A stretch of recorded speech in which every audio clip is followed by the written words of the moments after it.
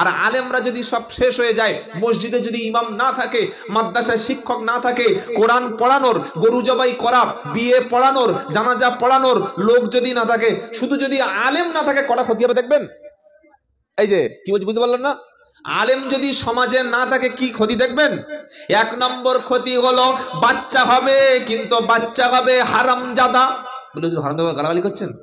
আরে যে বিয়েতে বিসমিল্লাহ নাই, যে বিয়েতে বিয়ে পড়ানো হয় না, পরের বউকে এনে সংসার করে পেটে বাচ্চা আসে, ওটা হালাল বাচ্চা না হারাম বাচ্চা? জোরে বলুন। বিয়ের আগে যদি কেউ মা হয়, ওই বাচ্চাটা হালালের বাচ্চা না হারামির বাচ্চা? কি বুঝলেন বলেন? আপনার মেয়ের বিয়ে হবে, ছেলেটার বাড়ি উলুবেড়িয়া, ছেলেটার বাড়ি পাঁশকুড়া, ছেলেটার বাড়ি নিবড়া। যে ছেলেটা নিবড়া থেকে বিয়ে করতে আসলো, বিয়ের দিন খাওয়া দাওয়া হয়ে গেল, এবার আপনার মেয়ের সঙ্গে ছেলেটার বিয়ে পড়াবে ডাক্তার। ডাক্তার বিয়ে পড়ায় তো? কে পড়ায়? এই হাই স্কুলের প্রথম মাস্টার না? হাই স্কুলের মাস্টার, রাজমিস্ত্রি, কাঠের মিস্ত্রি, প্রধান সাহেব, এদের ক্ষমতা নাই। আপনার মেয়েটা 3 লাখ টাকা খরচ করে প্যান্ডেল হলো, 2 লাখ টাকার মোষ কিনে এনেছেন, 12 লাখ টাকা বিয়ে খরচ হলো, ছেলেটা খাওয়া দাওয়া করলো, ছেলের বাপ আসলো, মেয়েটার হাত ধরে টেনে দামি গাড়িতে উঠে নিয়ে চলে গেল, হালাল হবে? কি গো বলছেন না কেন? কি হবে? শুধু হারাম, পুরো হারাম। ওই মেয়েটার গায়ে হাত দেওয়া জায়েজ আছে? আর হাত দিয়ে একবার দেখো, থবনা উড়িয়ে দেবে। এই হার তোর বিয়ে হয়, তুই হাত দিচ্ছিস মানে কি? বলবো না, বলবো না? হুজুর এবার চলো, খাওয়া দাওয়া হয়ে গেছে, আমার মেয়ের বিয়েটা তুমি, মেয়ের বিয়েটা পড়িয়ে দাও। হুজুর এসে কি করে? এইরকম বড় একটা মেশিন বার করে, নাকি ছুরি বার করে। হুজুর এসে কি করে? দুজন সাক্ষীকে সামনে রাখে, ছেলে বলল রাজি, মেয়ের বাপ বলল রাজি। দুজন সাক্ষীর সামনে মেয়েটা বলল ঠিক আছে, আলহামদুলিল্লাহ, মেনে নিলাম। আর ছেলেটা বলে কবুল করলাম। এটা বলার পরে ওই স্ত্রীটা চিরদিনের মতো আপনার জন্য হালাল হয়ে গেল। আর স্ত্রীটার পেট থেকে যত বাচ্চা হবে, ওগুলো সব আপনার সন্তান। আপনি হলেন তখন সন্তানের বাবা। জোরে বলুন। এটা করলো কে? এটা করলো কে? মৌলবি। যে কোন মৌলবি? যেটা আমাদের পাড়ার মৌলবি। বললে হুজুর বিয়ের কথা কি কোরআনে লেখা আছে নাকি গল্প বলছেন? আল্লাহ পাক বলছে শোনো, ওয়া খালাকনাকুম আযওয়াজা, 30 পারা সূরা নাবার ঠিক 5টা 6টা আয়াত পড়বেন। আম্মা ইয়াতাসাআলুন আনিন নাবাইল আযীম আল্লাযী হুম ফীহি মুখতালিফুন কাল্লা সায়ালামুন সুম্মা কাল্লা সায়ালামুন আলাম নাজআলিল আরদা মিহাদা ওয়াল জিবালা আওতাদা ওয়া খালাকনাকুম আযওয়াজা। 30 পারা যখন দেখবেন বাচ্চারা কোরআন শরীফ পড়ে, নুরানি কায়দা পড়ে নিয়ে হুজুর বলছে এ বাবা তোর এবার আম পারা ধরতে হবে। বলে না বাবা? বলে না? বলে না? কেন আম পারা বলে, জাম পারা বলে না কেন, কাঁঠাল পারা বলে না কেন? বলতে পারবেন? বলতে পারেন বাবা? ওই 30 পারার সূরার প্রথমে যে শব্দটা দিয়ে সূরাটা শুরু হয়, ওর নাম কি? আম্মা ইয়াতাসাআলুন আনিন নাবাইল আযীম আল্লাযী হুম ফীহি মুখতালিফুন কাল্লা সায়ালামুনা সুম্মা কাল্লা সায়ালামুন আলাম নাজআলিল আরদা মিহাদা ওয়াল জিবালা আওতাদা ওয়া খালাকনাকুম আযওয়াজা। আল্লাহ বলছেন নারী এবং পুরুষ আমি আল্লাহ জোড়ায় জোড়ায় বানিয়েছি। জোরে হবে না? ও বিয়ের আগে যত ফোন করো, এই যে হ্যালো শুনছো, যত বিয়ের আগে ফোন করো, দেখা করতে যাও, চেটিং করো, আর যতই বলো জান তোমার ছাড়া বাঁচবো না, আল্লাহ তোমার কপালে লিখে রেখেছে যেটা ওইটা ছাড়া অন্য কোনো মাল হবে না। কি বুঝতে পারলেন? 8 বছর 10 বছর প্রেম করে কালকের একটা, আজকে সন্ধ্যাবেলা একটা খবর দেখছিলাম, মেয়েটার নাম হচ্ছে সুমাইয়া। এখানে সুমাইয়া বলে কেউ নেই তো নাকি? আর ছেলেটার নাম আব্দুর রহমান। বলবো ঘটনাটা, বলবো নাকি? তা কিন্তু কোরআন হাদিসে নাই। তো এই আব্দুর রহমান সুমাইয়ার প্রচুর ভালোবেসেছিল, যাকে বলা হয় টুরু লাভ। বললে আমি তোমার ছাড়া বাঁচবো না। এইবার কয়েক বছর ধরে প্রচুর ভালোবাসে। এনা খেলে ও খায় না, এনা ঘুমালে ও ঘুমাবে না, এনা শুলে ও শোবে না, এনা পায়খানা গেলে ও পায়খানা করবে না। কি হাসছে, এর নাম তো ভালোবাসা। জান তুমি খাচ্ছ আমি খাবো, জান তুমি ঘুমাচ্ছ আমি ঘুমাবো। পড়াশোনার খবর নাই। সরকার এই যে মেয়েদের হাতে ফোনটা দিয়েছে, ওদের ভালোর জন্য দিয়েছে তো? আরে বলছেন না কেন? ওদের জীবন চরিত্র পড়াশোনা 12টা বাজানোর জন্য মেয়েদের হাতে ফোন তুলে দিয়েছে। সরকার যারা চালায় আমার মতো বোকা ছেলে না তোমার মতো বোকা? প্রত্যেকটা মেয়েদের হাতে মাধ্যমিক উচ্চ মাধ্যমিক হয়ে গেলে ফোন দিয়ে দিয়েছে। আর ওই যে ফোন, বইটা রেখে, খাতা রেখে, সবকিছু রেখে পুরো 24টা ঘন্টা ফ্রি ইন্টারনেটের মধ্যে প্রত্যেকটা বাড়ি তুমি আসক্ত হয়ে আছে। ঠিক বলছি না ভুল বলছি? আপনার কথা শুনবে না। আপনি বাপ বলে জন্ম দিয়েছেন, আপনার কথা শুনবে না। যেই বাপ আসবে টুক করে ফোনটা বইয়ের মধ্যে রেখে বই খুলে বসে আছে। যেই বাপ চলে গেল আবার ফোনটা পাঠাবি শুরু করে দিল। আর পরীক্ষার সময় বলছে হুজুর কলম পড়িয়ে দাও পাস করবে। কলমে ফুঁক দিলে যদি পরীক্ষায় পাস হয়ে যেত তাহলে বই পড়ার কোনো দরকার, এসব ভণ্ডামি ছাড়া কিচ্ছু নয়। কি বুঝলেন? আপনার মেয়ের হাতে ফোন মানে তার চরিত্র। যদি ওর মধ্যে আল্লাহর ভয় না থাকে, অনেক ভালো মহিলা আছে, মা আছে, বোন আছে, ফোনকে খারাপ ব্যবহার করে না, কিন্তু যার দিলের মধ্যে আল্লাহর ভয় নাই, জাহান্নামের ভয় নাই, কবরের ভয় নাই, সমাজের ভয় নাই, বাপের প্রতি ভয় নাই, বাপ সারাদিন 24 ঘন্টা কারখানায় কাজ করে করে, বাপ মুটেগিরি করে করে, বাপ সারাদিন রাজমিস্ত্রি করে করে, বাপ সারাদিন মাঠে কাজ করে করে দুটো টাকা এনে মেয়ের হাতে দিচ্ছে। বাপ মনে করছে আমার মেয়েটা মাধ্যমিক পড়ে, উচ্চ মাধ্যমিক পড়াশোনা করে, গ্রাজুয়েশন কমপ্লিট করে আমার মেয়েটা একটা ভালো জায়গায় যাবে, আমার মেয়েটা দেশের মুখ উজ্জ্বল করবে। ও সব বনাস এমন কাজ করেছে বাপের মুখে চুনকারি পড়ে গেছে, বাপ আর বাইরে বাড়াতে পারছে না। আছে না নাই? এরা মানুষ না, পশু, জানোয়ার। আর এইটা বানানোর জন্য সরকার ইচ্ছা করে প্রত্যেকটা মেয়ের হাতে ফোন তুলে দিয়েছে। আমার কথা আপনাদের অসুবিধা হচ্ছে না তো বাবা? আর অসুবিধা হলে বা কি যায় আসে? আমি যেখানে বক্তব্য করি আমি জানি আমার পিঠে 2-4 গা বাড়ি পড়বে, এই মনে করেই বক্তব্য করি।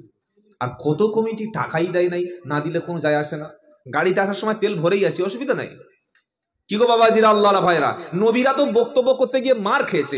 ইমাম আবু হানিফা রাহমাতুল্লাহ জেলখানায় মারা গেছে, ইমাম হাম্বলি মারতে মারতে হাত ভেঙে ফেলেছে, ইমাম মালিক ওইভাবে মৃত্যু হয়েছে, ইউসুফ নবীকে 7 বছর জেল কাটতে হয়েছে, মুহাম্মদ সাল্লামকে সাবে আবু তালেবের জেলখানার মধ্যে 3 বছর রাখা হয়েছিল। এই ঘটনা জানেন না?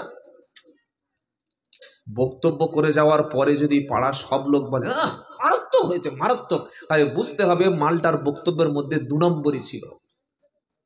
আর কিছু লোক ভালো বলবে আর কিছু লোক গালাগালি করবে, তবে বুঝবেন ওষুধের ডোজটা ভালো পড়েছে। আজকের আমাদের মায়েদের হাতে, বাচ্চাদের হাতে, ছাত্রীদের হাতে যে ফোনটা সরকার দিয়েছে, জীবনে এদের কল্যাণ চাইলে জীবনে ফোন হাতে তুলে দিতে পারতো না। এদের জীবনে ফোনের দরকার আছে, কিন্তু এই বয়সে এত ফোনের মধ্যে কি দরকার? হ্যাঁ, একটু অনলাইনে একটা কিছু তথ্য নেবে, একটা অনলাইন থেকে নোট নেবে, 5 মিনিট 10 মিনিট। আল্লাহ হেফাজত করুক, সকলে বলুন আমিন। আমি আব্দুল্লাহ জুবাইর বলছি, শুনুন, আপনি যদি মেয়ের বাবা হন, মেয়ের বড় ভাই হন, আপনি আপনার মেয়ের হাত থেকে রাত 10টা 11টা বেজে গেলে যখন ঘুমাতে যাবে ফোনটা আপনার কাছে জমা নিয়ে যাও, বাবা এশার নামাজ পড়ে ঘুমিয়ে যাও। এটা করতে পারবেন? করতে পারবেন না? কি বললাম বুঝতে পারলেন না? মেয়ের ফোনটা আপনার কাছে রেখে তাকে আলাদা ঘুমাতে দেন। একটা স্মার্টফোন মেয়ের হাতে ছেড়ে দিয়েছেন, স্মার্টফোন ছেলের হাতে ছেড়ে দিয়েছেন, সারা রাত দুজনে তারা যত রকমের নোংরামি সবকিছু অডিও ভিডিও কলে চলছে, আর আপনি এদিকে শুয়ে নাক ডাকাচ্ছেন, খবর নাই। তাদের চরিত্র শেষ হয়ে যাচ্ছে। তো যে সুমাইয়া নামের মেয়েটা বলছিলাম, একটু আগে দেখছিলাম অনলাইনে খবরটা, আব্দুর রহমানকে প্রচুর ভালোবাসতো। আব্দুর রহমান বললো আমি তোমার আর বিয়ে করতে চাই না। কোনো একটা ঝামেলা হয়েছে বিয়ের আগে স্বামী স্ত্রীর মতো, কি গো? এইবার ডেকেছে কোথায়? বাগানে ডেকে বেঁধে খাঁচ করে মাল কেটে নিয়েছে। কি কেটে নিয়েছে এবার বুঝে নাও। এই দেখো, বুঝতে পারেন নাই? হ্যাঁ, আসল মালটাই কেটে নিয়েছে। এই হাসছে, একটু আগে কেউ খবরটা দেখেন নাই? এই দেখো, সাবধান, কত সময় আছে আমাদের আড়ালে এরকম কাটবে বলে বসে আছে আল্লাহই জানে। নারীদের টোপে পা দিও না, খুব ভয়ঙ্কর জিনিস। আল্লাহ আমাদের প্রত্যেকটা বেটা ছেলেকে হেফাজত করুক, সকলের জন্য বলুন আল্লাহুম্মা আমিন।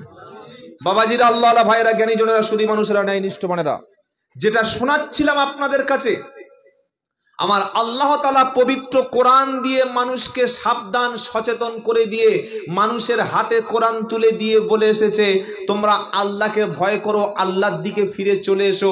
আর পৃথিবীর মধ্যে সবচাইতে বেশি সেই ব্যক্তি আল্লাহর দিকে ভয় করে যার দিলের মধ্যে এই ভয় তৈরি হয়ে গেছে যে আমি যেখানে যাচ্ছি, যা কিছু করছি, সবকিছু দেখছেন কে? আল্লাহ। এই ভয় থাকবে ইনশাআল্লাহ, এই ভয় থাকবে ইনশাআল্লাহ।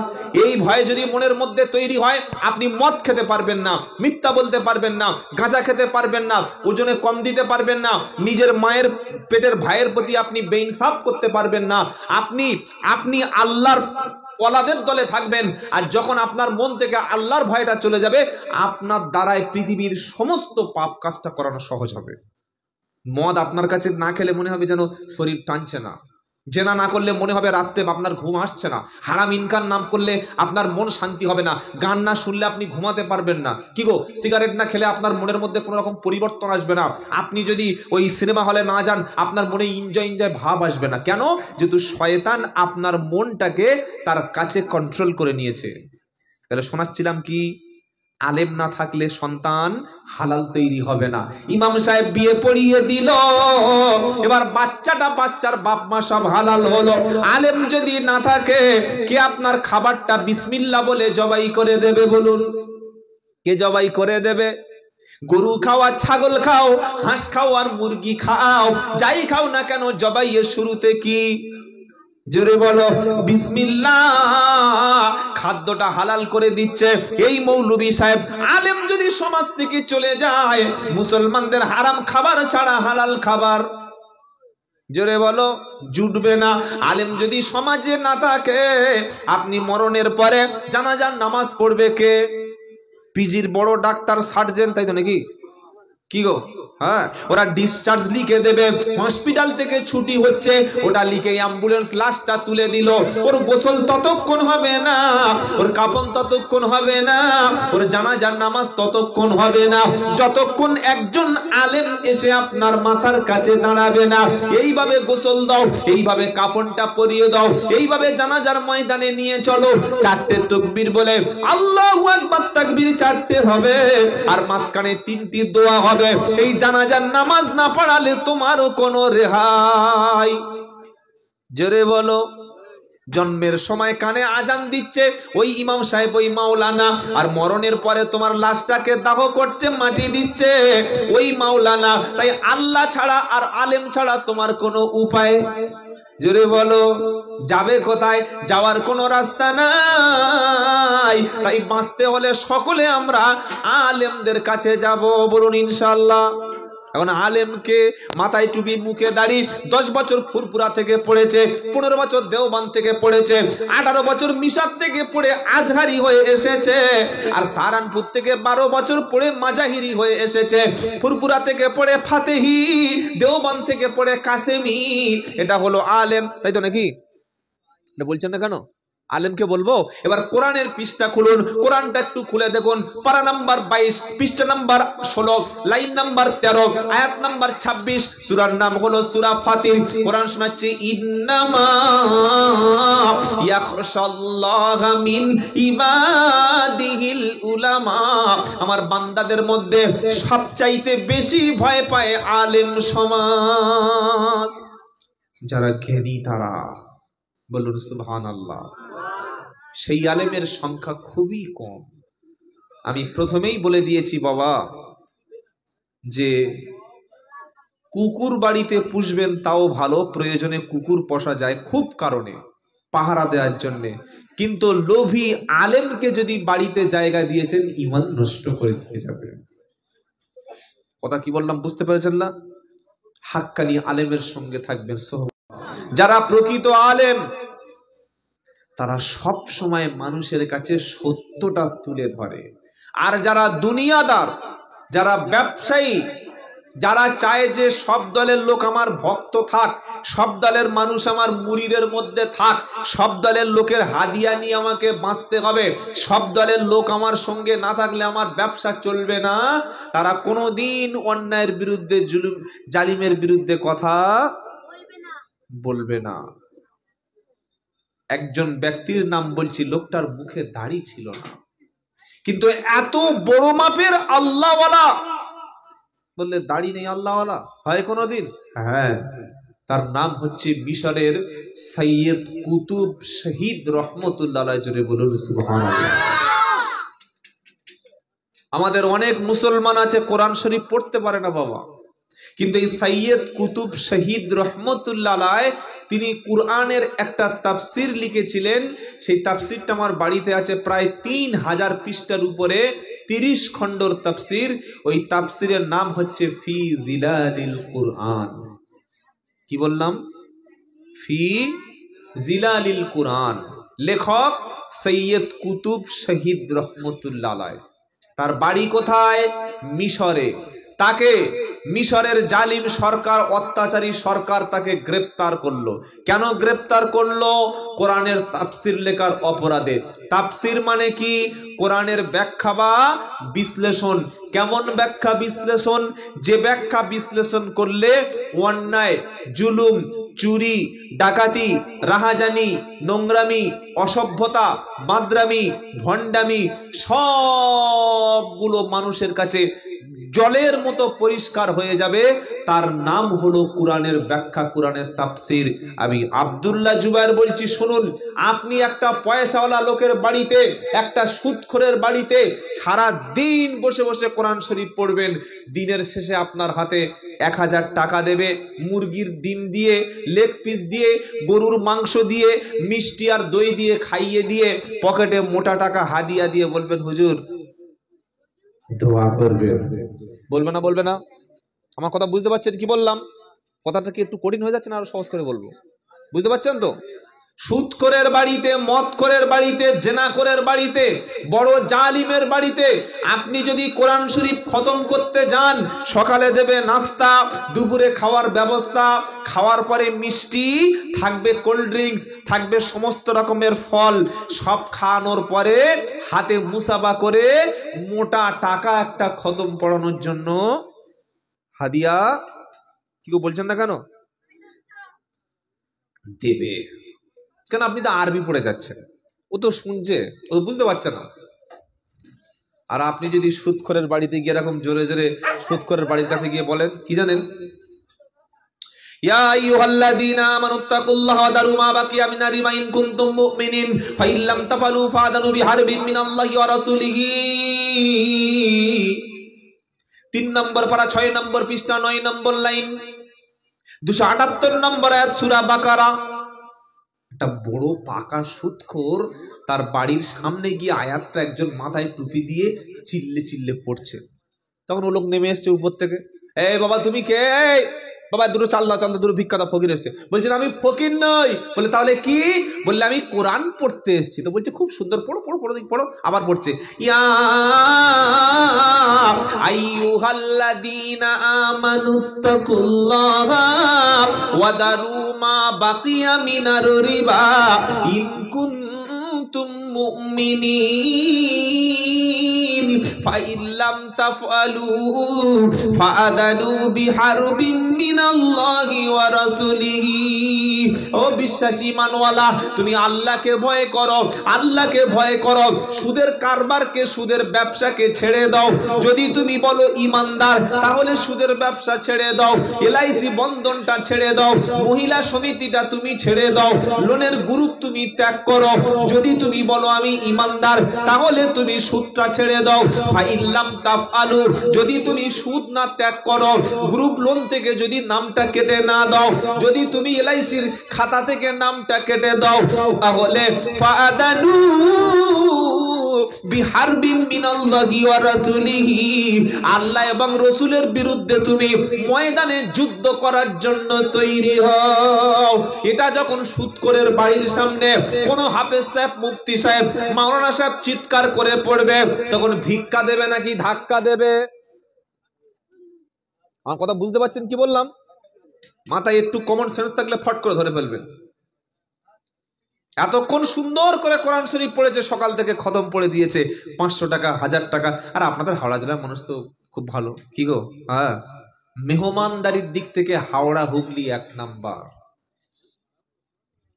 অনেকে বলবেন তাহলে কি আপনি আমাদের পাম দিচ্ছেন নাকি? হ্যাঁ, যেটা সত্য সেটা বলছি। আল্লাহ আমাকে আসামে নিয়ে গেছে, ত্রিপুরায় নিয়ে গেছে, ঝাড়খণ্ডে, বিহারে, অনেক জায়গায় গেছে। পশ্চিমবাংলার প্রত্যেকটি জেলায় আল্লাহ আমাকে নিয়ে যায়। সবচাইতে বেশি মেহমানদারি করে হুগলি জেলার মানুষ, হাওড়া জেলার মানুষ, বর্ধমানের মানুষ, মেদিনীপুরের মানুষ। বলুন আলহামদুলিল্লাহ। বল হুজুর, তাহলে 24 পরগনার মানুষ? 24 পরগনার মানুষ কিছু কিছু জায়গায় ভালো আছে, আর বেশিরভাগ গোলমেলে। আর পশ্চিমবাংলার সবচাইতে শান্তির জায়গা কোনটা বলবো?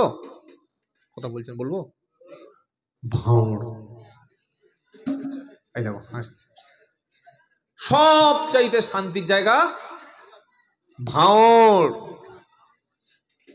বিশাল শান্তির জায়গা, বেঁচে ফেরা কঠিন। অথচ ভাঁড়ে প্রতিদিন 10টা 20টা নয়, 30-40টা করে জলসা হয়। মুসলমানদের সংখ্যা বেশি, মাদ্রাসার সংখ্যা আছে, মসজিদও আছে, কিন্তু মুসলমানদের মধ্যে চারিত্রিক, তার স্বভাব, তার খসলত, তার খুলুসিয়াত, তার নেচার পরিবর্তন হয়নি। কেন বলতে পারবেন? যেখানে জলসা বেশি হয়, যেখানে মসজিদ আছে, আলেম ওলামারা যাচ্ছে, কোরআনের মাহফিল চলছে, সেই জায়গার লোকের স্বভাব তো পরিবর্তন হওয়া দরকার নাকি? বাংলাদেশে একটা মসজিদ আছে, যেমন আমাদের জাতীয় মসজিদ কোনটা জানেন? দিল্লির জুমা মসজিদ, কি গো? জাতীয় মসজিদ। আর কলকাতার টিপু সুলতান মসজিদ। আর আমাদের দিল্লির জুমা মসজিদ। বাংলাদেশে একটা মসজিদ আছে বাইতুল মুকাররম, এটা ঢাকায়, বাংলাদেশের জাতীয় মসজিদ। এই জাতীয় মসজিদের মধ্যে কয়েক সপ্তাহ আগে নামাজের পরে বাঁশ, লাঠি, চেয়ার, টেবিল নিয়ে মসজিদের মধ্যে মুসাল্লিদের মধ্যে মারপিট হয়েছিল। আপনারা দেখেছেন খবরটা? অনেকেই হয়তো দেখেছেন। নামাজ আছে, টুপি আছে, দাড়ি আছে, পাঞ্জাবি আছে, কিন্তু চরিত্রের মধ্যে কোনো পরিবর্তন আসেনি। আর ইসলাম সবচাইতে বেশি গুরুত্ব যে জিনিসটা দিয়েছে, সবচাইতে বেশি যে জিনিসটা ইসলামের কাছে, আল্লাহর কাছে দাম বেশি, সেটার নাম হচ্ছে উত্তম চরিত্র, ন্যায়, ইনসাফ, সত্যবাদিতা। জোরে বলুন সুবহানাল্লাহ। আজকের ভাঁড় যেমন মুর্শিদাবাদ, আমি কালকের মুর্শিদাবাদ ছিলাম, আর সকাল 5টায়, ভোর 5টায় ফিরেছি বাড়িতে।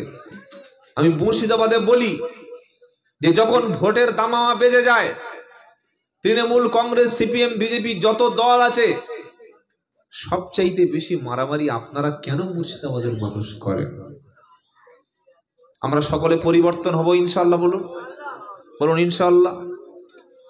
বাবাজিরা, আল্লাহ আলা ভাইরা, আমাদের মধ্যে যদি ইনসাফ, ভালোবাসা, নিজের মায়ের পেটের ভাইয়ের সঙ্গে মুসলমান কথা বলে না, এর চাইতে দুঃখ আফসোস কি হতে পারে? নিজের জন্ম দেওয়া বাপের সঙ্গে কথা বলে না, নিজের গর্ভে ধারিণী মায়ের সঙ্গে কথা বলে না, নিজের মায়ের পেটে বোনকে কোনোদিন খবর নেয় না, নিজের বাড়ির পাশে নিজের চাচাতো ভাইয়ের সঙ্গে কথা বলে না, এই মুসলমান হুজুর আসলে হুজুরের পায়, হুজুরের পা চুষলে জান্নাত পাওয়া যাবে, কোন কোরআনে কোন হাদিসে লেখা আছে রে ভাই? হুজুরের পা টিপলে তোর জন্য জান্নাতের দরজা হুড়ুম করে খুলে যাবে, কোন হাদিসে পেয়েছিস? নাম্বারটা বল, একটু পড়ে দেখি। সবচাইতে যার খেদমত করলে জান্নাতের দরজা খুলে যায়, ওটা তোমার বৃদ্ধ পিতা, তোমার জনম দুঃখিনী মা। জোরে বলুন সুবহানাল্লাহ।